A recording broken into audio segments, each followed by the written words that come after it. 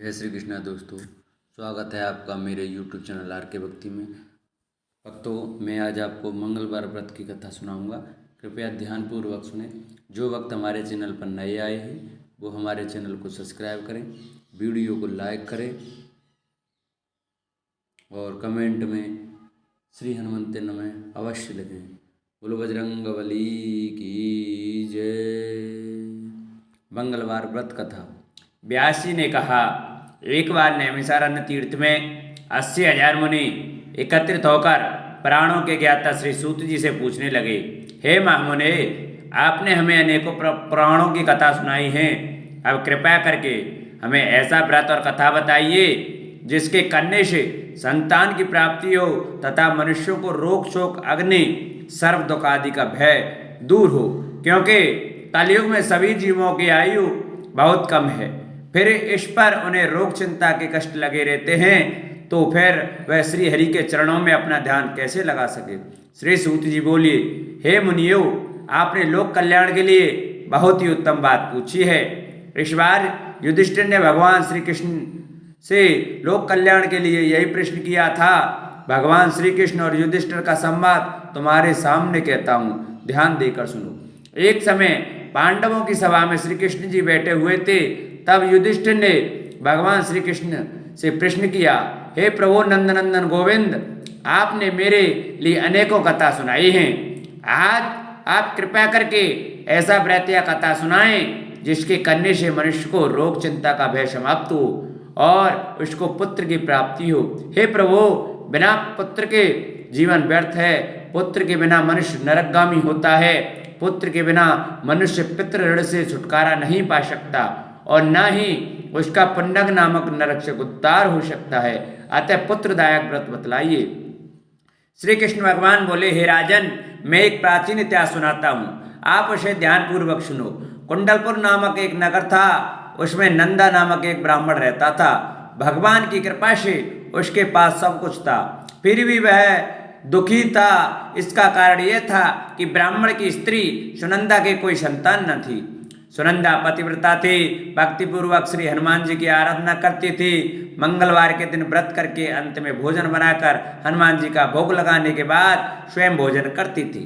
एक बार मंगलवार के दिन ब्राह्मणी गृह कार्य की अधिकता के कारण हनुमान जी को भोग लगा न सकी, तो इस पर उसे बहुत दुख हुआ। उसने कुछ भी नहीं खाया और अपने मन में प्रण किया कि अब तो अगले मंगलवार को ही हनुमान जी का भोग लगाकर अन्न जल ग्रहण करूंगी।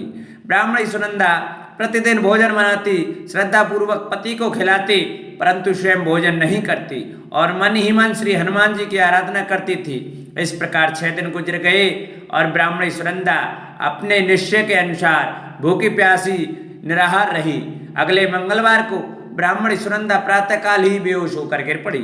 ब्राह्मणी सुनंदा की इस असीम भक्ति के प्रभाव से श्री हनुमान जी बहुत प्रसन्न हुए और प्रकट होकर बोले, मैं तेरी भक्ति से बहुत प्रसन्न हूँ, तो उठ और वर मांग। सुनंदा अपने आराध्य देव श्री हनुमान जी को देखकर आनंद की अधिकता से बेहल श्री हनुमान जी के चरणों में गिरकर बोली, हे प्रभु, मेरी कोई संतान नहीं है, कृपया करके मुझे संतान प्राप्ति का आशीर्वाद दें। आपकी अति कृपा होगी। श्री महावीर जी बोले, तेरी इच्छा पूर्ण होगी। तेरे एक कन्या पैदा होगी, उसके अष्टांग प्रतिदिन सोना दिया करेंगे। इस प्रकार कहकर श्री महावीर जी अंतर्धान हो गए। ब्राह्मणी सुनंदा बहुत हर्षित हुई और सभी यह समाचार अपने पति से कहा। ब्राह्मण देव कन्या का वरदान सुनकर कुछ दुखी हुए, परंतु सोना मिलने की बात सुनी तो बहुत प्रसन्न हुए। विचार किया कि ऐसी कन्या के साथ मेरी निर्धनता भी समाप्त हो जाएगी। श्री हनुमान जी की कृपा से वह ब्राह्मणी गर्भवती हुई और 10वें महीने में उसे बहुत ही सुंदर पुत्री प्राप्त हुई। यह बच्ची अपने पिता के घर में ठीक उसी तरह से बढ़ने लगी जिस प्रकार शुक्ल पक्ष का चंद्रमा बढ़ता है। 10वें दिन ब्राह्मण ने उस बालिका का नामकरण संस्कार कराया। उसके कुल पुरोहित ने उस बालिका का नाम रत्नावली रखा, क्योंकि यह कन्या सोना प्रदान किया करती थी।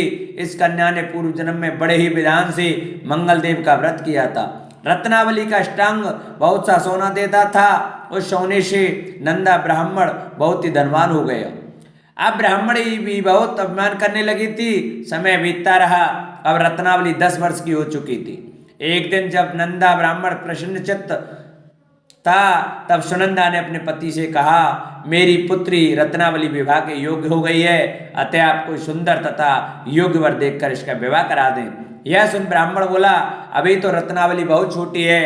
तब ब्राह्मणी बोली, शास्त्रों की आज्ञा है कि कन्या 8वें वर्ष में गौरी, 9वें वर्ष में रोहिणी, 10वें वर्ष में कन्या, इसके 50 रजस्वला हो जाती है। गौरी के दान से पाताल लोक की प्राप्ति होती है, रोहिणी के दान से वैकुंठलोक की प्राप्ति होती है, कन्या के दान से इंद्रलोक में सुखों की प्राप्ति होती है।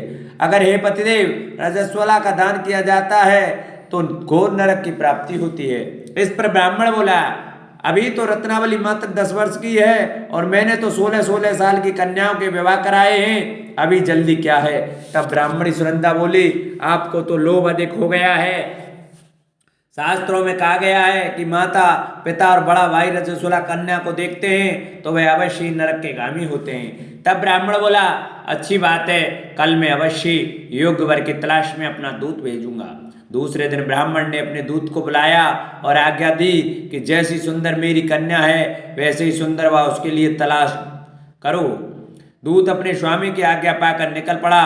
पंपई नगर में उसने एक सुंदर लड़के को देखा। यह बालक एक ब्राह्मण परिवार का बहुत गुणवान पुत्र था। इसका नाम सोमेश्वर था। दूत ने इस सुंदर व गुणवान ब्राह्मण पुत्र के बारे में अपने स्वामी को पूर्ण विवरण दिया। ब्राह्मण नंदा को भी सोमेश्वर अच्छा लगा और फिर शुभ मुहूर्त में विधि पूर्वक कन्यादान करके ब्राह्मण ब्राह्मणी संतुष्ट हुए। परंतु ब्राह्मण के मन में तो लोभ समाया हुआ था।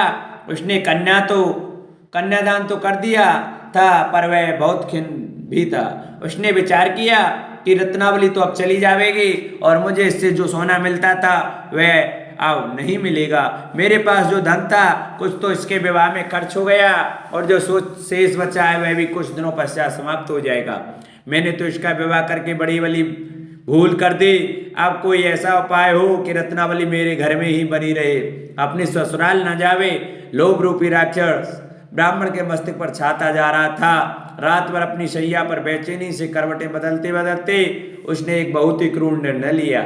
उसने विचार किया कि जब रत्नावली को लेकर उसका पति सोमेश्वर अपने घर के लिए जाएगा तो वह मार्ग में छिपकर सोमेश्वर का वध कर देगा और अपनी लड़की को अपने घर ले आवेगा, जिससे नियमित रूप से उसे सोना भी मिलता रहेगा और समाज का कोई मनुष्य उसे दोष भी नहीं दे सकेगा। प्रातः काल हुआ तो नंदा और सुनंदा ने अपने जमाई तथा लड़के को बहुत सारा धन देकर विदा किया। सोमेश्वर अपनी पत्नी रत्नावली को लेकर ससुराल से अपने घर की तरफ चल दिया। ब्राह्मण नंदा महालोक के वशीभूत हो अपनी मति खो चुका था। पाप पुण्य को उसे विचार न रहा था। अपने भयानक व क्रूर निर्णय को कार्य रूप देने के लिए उसने अपने दूत को मार्ग में अपने जमाई का वध करने के लिए भेज दिया था, ताकि रत्नावली से प्राप्त होने वाला सोना उसे हमेशा मिलता रहे और वो कभी निर्धन न हो। ब्राह्मण के दूत ने अपने स्वामी की आज्ञा का पालन करते हुए उसके जमाई सोमेश्वर का मार्ग में ही वध कर दिया। समाचार प्राप्त कर ब्राह्मण नंदा मार्ग में पहुंचा और रुदन करती अपनी पुत्री रत्नावली से बोला, हे पुत्री, मार्ग में लुटेरों ने तेरे पति का वध कर दिया है। भगवान की इच्छा के आगे किसी का कोई बस नहीं चलता। आप तो घर चल, वहां पर ही रहकर शेष जीवन व्यतीत करना, जो भाग में लिखा है वही होगा। अपने पति के अकाल मृत्यु से रत्नावली बहुत दुखी हुई। करुण क्रंदन व रुदन करते हुए अपने पिता से बोली, हे पिताजी, इस संसार में जिस स्त्री का पति नहीं है उसका जीवन व्यर्थ है। मैं अपने पति के साथ ही अपने शरीर को जला दूंगी और सती होकर अपने इस जन्म को माता पिता के नाम को तथा सास ससुर के यश को सार्थक करूंगी। ब्राह्मण नंदा अपनी पुत्री रत्नावली के वचनों को सुनकर बहुत दुखी हुआ। विचार करने लगा, मैंने व्यर्थ ही जमाई वध का पाप अपने सिर लिया। रत्नावली तो उसके पीछे अपने प्राण तक देने को तैयार है। मेरा तो दोनों तरफ से मरण हो गया। धन तो अब मिलेगा नहीं। जमाई वध के पाप के फलस्वरूप यम यातना भी भुगतनी पड़ेगी। यह सोचकर वह बहुत खिन्न हुआ। सोमेश्वर की चिता बनाई गई। रत्नावली सती होने की इच्छा से अपने पति का सिर अपनी गोद में रखकर चिता में बैठ गई। जैसे ही सोमेश्वर की चिता को अग्नि लगाई गई वैसे ही प्रसन्न हो मंगलदेव वहां प्रकट हुए और बोले, हे रत्नावली, मैं तेरी भक्ति से बहुत प्रसन्न हूँ। तू वर मांग। रत्नावली ने अपने पति का जीवन दान मांगा। तब मंगलदेव बोले, रत्नावली तेरा पति अजर अमर है, यह महान विद्वान भी होगा, और इसके अतिरिक्त तेरी जो इच्छा हो वह वर मांग। तब रत्नावली बोली, हे ग्रहों के स्वामी, यदि आप मुझ पर प्रसन्न हैं तो मुझे यह वरदान दीजिए कि जो भी मनुष्य मंगलवार के दिन प्रातः का लाल पुष्प लाल चंदन से पूजा करके आपका स्मरण करे, उसको रोग व्याधि न हो, स्वजनों का भी कभी वियोग न हो, सर्प अग्नि तथा शत्रुओं का भय न रहे। जो स्त्री मंगलवार का व्रत करे वह कभी विधवा न हो। मंगलदेव तथास्तु कहकर अंतर्धान हो गए। सोमेश्वर मंगलदेव की कृपा से जीवित हो उठा। रत्नावली अपने पति को पुनः प्राप्त कर बहुत प्रसन्न हुई और मंगलदेव का व्रत प्रत्येक मंगलवार को करके व्रतराज और मंगलदेव की कृपा से श्लोक में सुख ऐश्वर्य को भोगते हुए अंत में अपने पति के साथ स्वर्गलोक को चले गई। इति श्री मंगलवार व्रत कथा। श्री हरि नमः। बोलो मंगलदेव भगवान की जय। बोलो बजरंगबली की जय।